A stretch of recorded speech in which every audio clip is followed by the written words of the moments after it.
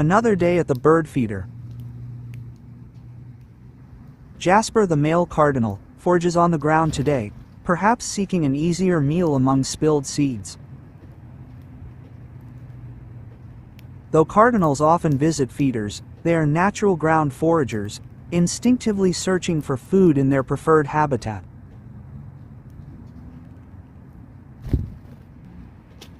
On the ground, Jasper can pick and choose from a spread of seeds, avoiding the hustle of crowded feeders.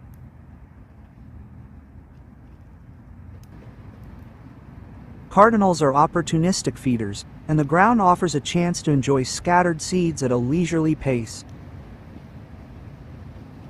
With his brilliant red plumage contrasting against the earth, Jasper embodies the cardinal's dual nature as both a feeder visitor and ground forager.